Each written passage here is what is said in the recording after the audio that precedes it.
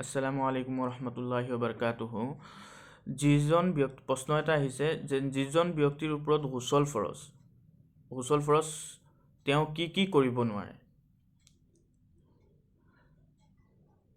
কেইবাটাও প্ৰশ্ন আছে, তাৰ মাজৰ এটা প্ৰশ্ন যে যিজন ব্যক্তিৰ ওপৰত গোচল ফৰজ তেওঁ কি কৰিব নোৱাৰে। প্ৰথম কথা, তেওঁ কোৰাণ শ্বৰীফ চুব নোৱাৰে আৰু কোৰাণ শ্বৰীফ তিলাৱত কৰিব নোৱাৰে, বা কোৰাণ শ্বৰীফ টাইপিঙো কৰিব নোৱাৰে, বা কোৰাণৰ কোনো আয়াত যদি কোনো এখন কাগজত লিখাও থাকে তেওঁ সেই কাগজখনত সেই আয়াতৰ ওপৰত চুবও নোৱাৰে।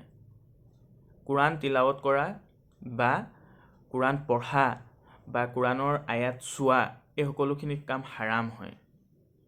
যিজন ব্যক্তি নাপাকী অৱস্থাত আছে, যিজনৰ ওপৰত গোচল ফৰজ জানাবতৰ হালতত আছে, গোচল ফৰজ কেইবাটাও কাৰণত হয় আৰু তাৰ ভিতৰত যদি যিকোনো কাৰণ এটা পোৱা যায় যেন তেওঁৰ ওপৰত গোচল ফৰজ, তেওঁ গোচল নকৰাকৈ নমাজ পঢ়িব নোৱাৰিব,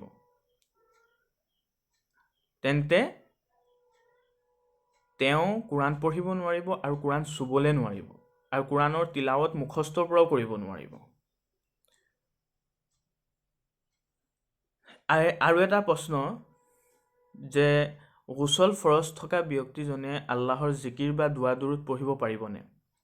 বহুত সুন্দৰ প্ৰশ্ন এটা কৰিছে। যেন গোচল ফৰজ থকা, আমি ভাবোঁ যেন গোচল ফৰজ থাকিলে এজন ব্যক্তিৰ পৰা যদি গোচল ফৰজ, তেওঁ দুৰুদ শৰীফ আল্লাহুম্মা ছল্লি আলা সাইয়্যিদিনা মৌলানা মুহাম্মদ ওয়া আলা আলি সাইয়্যিদিনা মৌলানা মুহাম্মদ বা জিকিৰ আজকাৰ তসবিহাত যিবিলাক আছে, সুবহানাল্লাহি আলহামদুলিল্লাহি আল্লাহু আকবার সুবহানাল্লাহিল আযীম ওয়া বিহামদিহি ওয়ালা হাওলা ওয়ালা কুওয়াতা ইল্লা বিল্লাহিল আলিয়্যিল আযীম। এনেকুৱা নানান ধৰণৰ জিকিৰ আজকাৰ আছে, যিবিলাক জিকিৰ আজকাৰ তেওঁ আপোনাৰ নাপাকি থকা অৱস্থাটো অজুৰ সৈতে যদি তেওঁ অজু কৰি লয়, মুখ ভৰি হাত ধুই লয়, বা যিটো অজু নমাজৰ কাৰণে কৰা হয় তেনেকুৱা এটা অজু কৰি লোৱাটো তেওঁৰ কাৰণে মুস্তাহাব হয়। আৰু অজু যিহেতু নাপাকি, অজু কৰি লৈ পিনি তেওঁ কোৰাণ চুব নোৱাৰিব বা কোৰাণ পঢ়িব নোৱাৰিব, কিন্তু জিকিৰ আজকাৰ কৰিব পাৰিব। মুস্তাহাব হয়, জৰুৰী নহয়। আপুনি অজু নকৰাকৈও আপুনি জিকিৰ আজকাৰ কৰিব পাৰিব। যিহেতু আল্লাহৰ নবী সাল্লাল্লাহু আলাইহি ওয়াসাল্লামৰ বিষয়ে আহে যে আল্লাহৰ নবী সাল্লাল্লাহু আলাইহি ওয়াসাল্লামে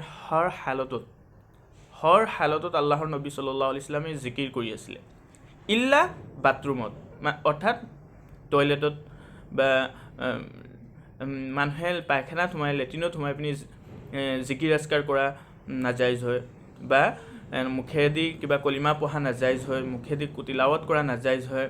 আৰু যদি বাথৰুমত এটা বাথৰুম আছে, আপোনাৰ বাথৰুমটোৰ ভিতৰত লেট্ৰিনো আছে বাথৰুমো আছে অজু কৰাৰ, আপুনি অজু কৰোঁতেও সেই বাথৰুমটোত আপুনি জিকিৰ আজকাৰ কৰিব নোৱাৰিব। যিটোত লেট্ৰিনটো এটেচ হৈ আছে, যিটো বাথৰুমত লেট্ৰিনটো এটেচ হৈ আছে, তেনেকুৱা বাথৰুমত আপুনি জিকিৰ আজকাৰ কৰিব নোৱাৰিব। বুজি পাইছে নিশ্চয়?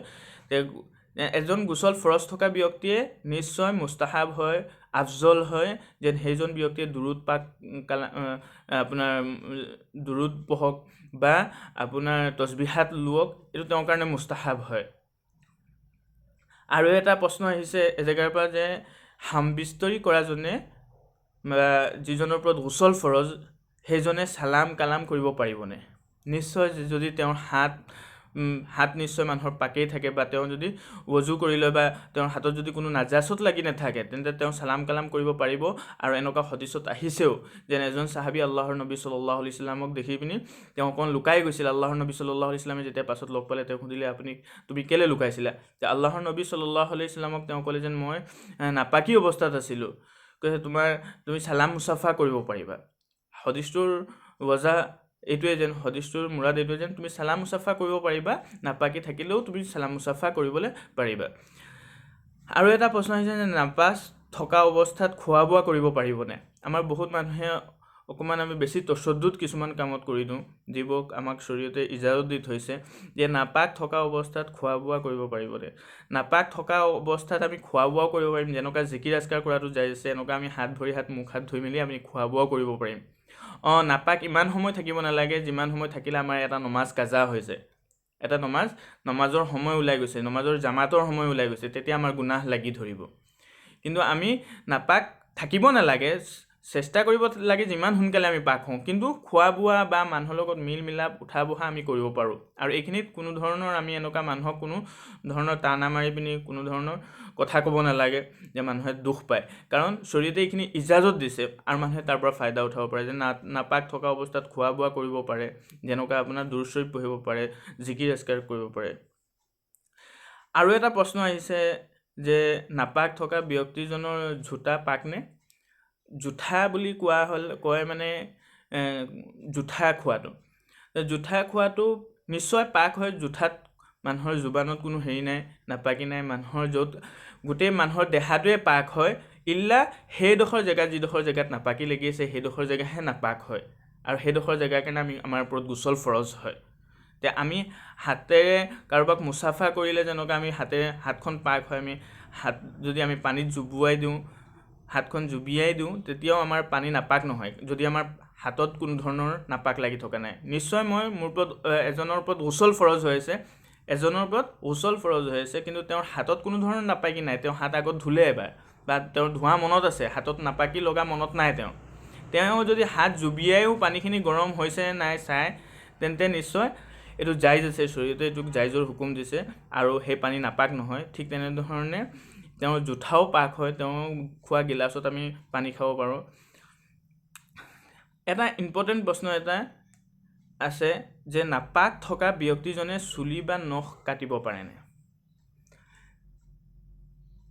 এইটো এটা প্ৰশ্ন যে চুলি বা নখ নাপাক থকা অৱস্থাত কাটিব নালাগে। শৰীৰটোত ইয়াত কেৰাহতৰ হুকুম আহিছে, আৰু এইটো কেৰাহতে তঞ্জিহি হয়, তহৰিমি নহয়। এজন ব্যক্তিয়ে যদি নখ বা চুলি নাপাক থকা অৱস্থাত কাটে, কটাটো ধৰক মবাহ নিচিনা, জাইজৰ নিচিনা, কিন্তু কেৰাহতে তঞ্জিহে আহে, ইয়াৰ পৰা আমি বাচিব লাগে। পাক থকা অৱস্থাত নখ আৰু চুলি আমি পেলাব লাগে। এইখিনি বহুত ইম্পৰ্টেণ্ট মাছলাৰ কথা হয়। ইনশাল্লাহ আমাৰ ফাইদা হ'ব, আৰু ফাইদা হোৱাৰ উপলক্ষে আমি এই কথাখিনি আপোনালোকৰ ওচৰত দাঙি ধৰিছোঁ। ইনশাল্লাহ আপোনালোকে দোৱা কৰিব, আৰু যদি আপোনালোকৰ কিবা ধৰণৰ প্ৰশ্ন থাকে, ইনশাল্লাহ আমাৰ সন্মুখত আপোনালোকে কমেণ্টত দিব পাৰে, আমি আপোনালোকক সেই প্ৰশ্নবিলাকৰ উত্তৰ দিম ইনশাল্লাহ।